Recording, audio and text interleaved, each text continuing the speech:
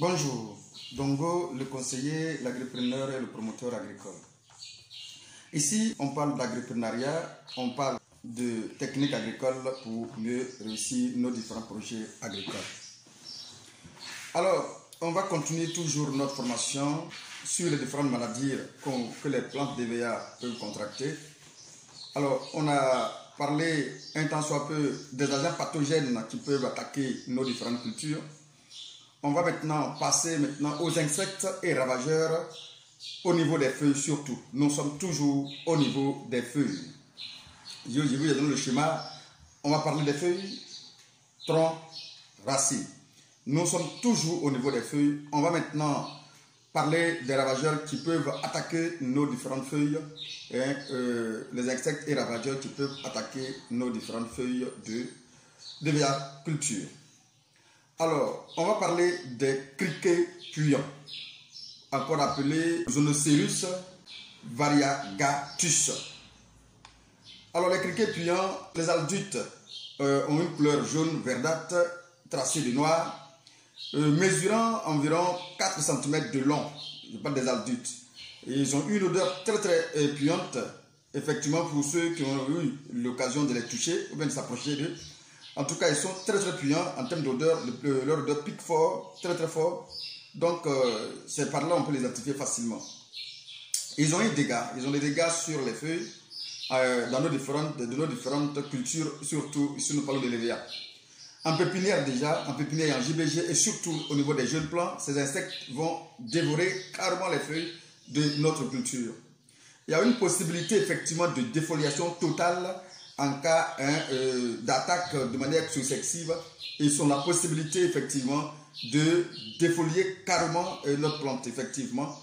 Alors leur cycle de vie, les adultes peuvent durer 4 mois effectivement, les adultes peuvent durer 4 mois.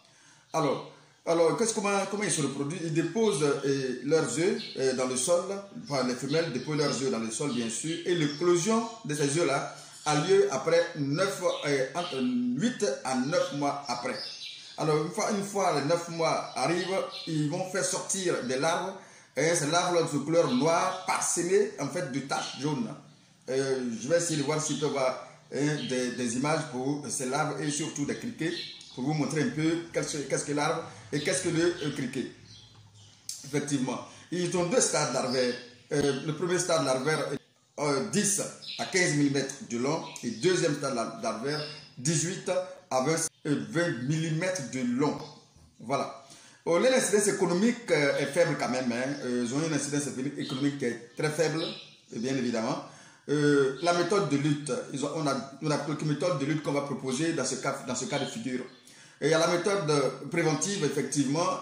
La méthode préventive consiste effectivement à éliminer les réserves potentielles, notamment le Chromonella odorata. J'ai tenté de vous donner ça en image aussi, effectivement.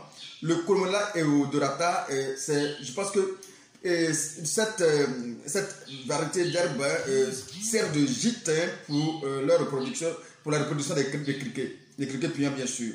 Voilà, donc c'est très important de savoir cela. Donc, qu'est-ce qu'il faut faire dans ce cas de figure? Effectivement, il faut éliminer tous les buissons qui se trouvent le long de notre culture.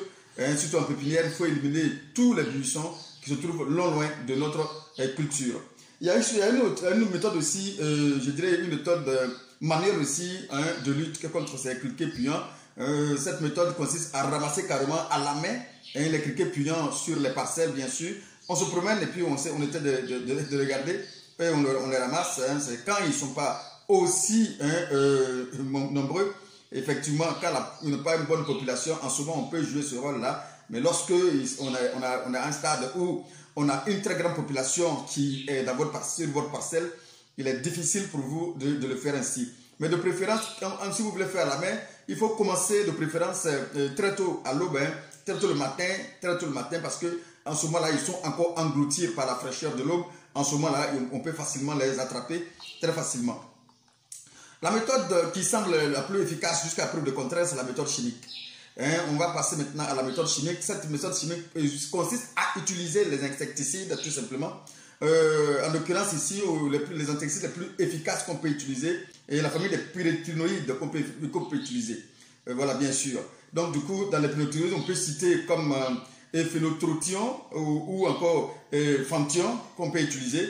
On peut utiliser aussi les malactions, tout simplement, qu'on peut utiliser pour lutter contre effectivement ces insectes criquets puants qui sont très très nuisibles pour nos différentes cultures, effectivement. Alors une fois qu'on a essayé de faire toutes ces tâches, vous allez voir que on va sentir plus ou moins l'absence de ces criquets dans notre différentes plantations.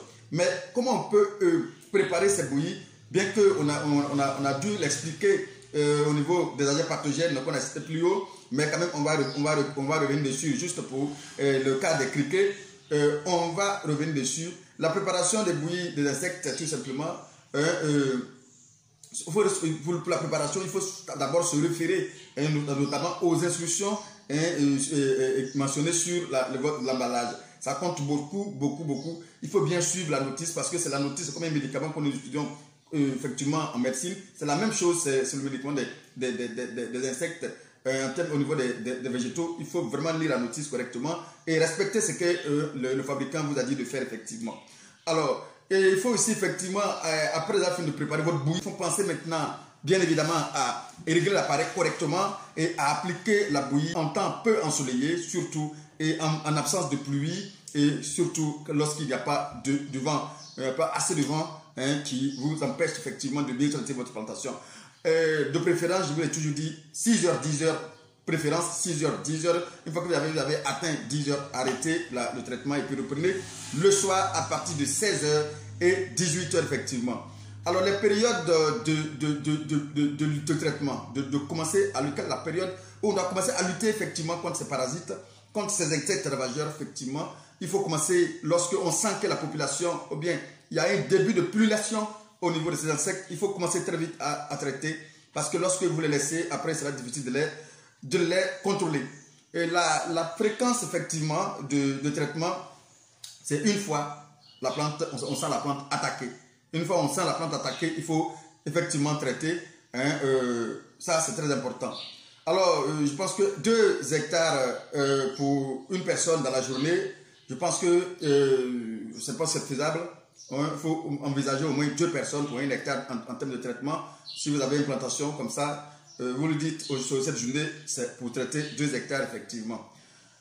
Voilà, mais prenez soin, comme j'avais de dire, de bien évidemment mentionner tout ce que vous avez effectué, c'est-à-dire écrire, enregistrer les travaux effectués, c'est-à-dire que la parcelle effectuée, les dates, les produits utilisés, les surfaces traitées, le nombre de personnes utilisées par hectare, et ainsi de suite, il faut le mentionner. Ça vous sert effectivement pour la suite. On va passer maintenant à l'autre insecte, tout simplement, qu'on appelle le caterpillar ou chenille. L'autre nom, c'est le Thyracola plagiata. Effectivement, ça aussi, c'est un insecte qu'il faut vraiment redouter. Très, très féroce, effectivement, qu'il faut redouter. Alors, l'insecte adulte, c'est le papillon de la famille des Noctuidae, tout simplement mesurant entre 60, environ, en moyenne 60 mm, sans les ailes, bien sûr. Je vais vous montrer en image de toute façon. La larve de cet insecte est noirâtre, bien sûr, avec des flancs verts, tout simplement, appelé caterpillar, tout simplement comme son nom indique, appelé caterpillar. Et la forme est très destructrice. En fait, tout insecte fait beaucoup de dégâts dans nos cultures, bien évidemment. Alors, les dégâts qu'on peut effectivement constater dans nos différentes parcelles, c'est qu'ils consomment amèrement les feuilles, tout simplement, et les parties peu lignifiées, bien sûr. Voilà, les parties plus fraîches, tout simplement, sont consommées des tiges, les parties plus fraîches des tiges, je dirais presque les bourgeons, sont consommées, par ces insectes, tout simplement. La destruction de la pépinière en cas d'épululation est très importante, tout simplement lorsque il y a une forte pullulation, la destruction de la pépinière est vraiment importante. Il ne faut vraiment pas négliger cela. Pas vraiment négliger cela, c'est très important de le savoir. Alors, le cycle de vie, il y a une ponte des œufs à la surface des organes végétaux. L'éclosion et l'évolution se fait en 6 semaines et en 6 stades larvaires, tout simplement. La lymphose est tenue à des endroits isolés sous l'arbre. En fait, ils se cachent quelque part sous l'arbre. C'est là-bas se fait la lymphose. C'est-à-dire que les 2 stades larvaires se passent en dessous d'un arbre bien isolé, bien caché. Ils ont un cycle de vie total réalisé en 3 mois. Alors, il faut reconnaître effectivement que ils ont une incidence économique aussi faible. Alors la méthode de lutte, il faut se référer tout simplement à la méthode de lutte contre les criquets puants. Ils ont pratiquement les mêmes méthodes de lutte contre les criquets puants. On ne va pas répéter, comme je le dis. Et c'est la même méthode de lutte contre les criquets puants qu'on vient de citer plus haut. Alors donc du coup, référez-vous tout simplement à la méthode de lutte contre les criquets puants. C'est les mêmes produits et les mêmes méthodes de lutte qu'il faut utiliser contre les criquets puants. Alors, très bientôt pour la suite de la formation. Merci.